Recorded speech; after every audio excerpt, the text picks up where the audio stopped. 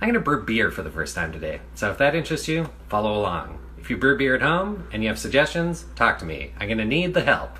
Otherwise, just enjoy. I'll try to share what I've learned along the way. Okay, first thing you gotta do is just clean everything. Clean, clean, clean. Thank you to Lachlan for lending me this stuff.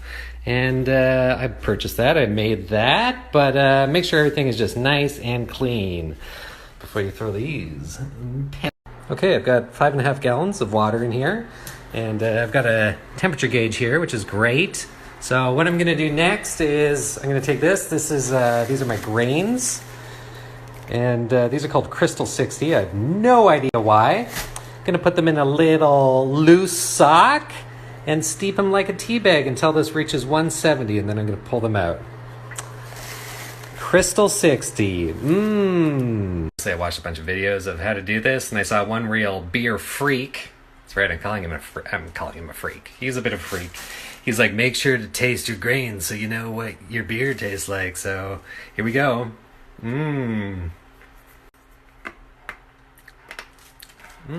it's actually kind of toasty and nice. Very dry. Not saying you want in your mouth.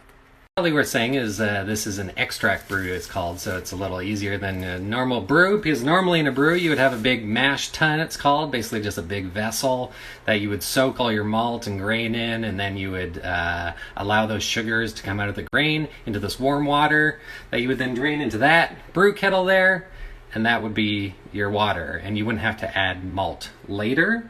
But as a new brewer, I don't want to go through all that. I'm just starting, I just want to see how this goes. So you can buy something called malt extract, which you add once the water is boiling, and this is essentially your sugar.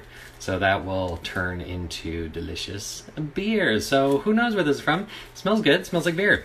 Everything smells like beer.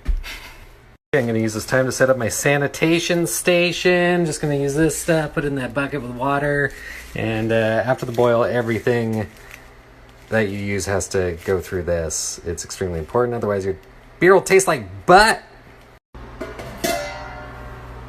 There it is. Smells like beer. Hopefully doing something right.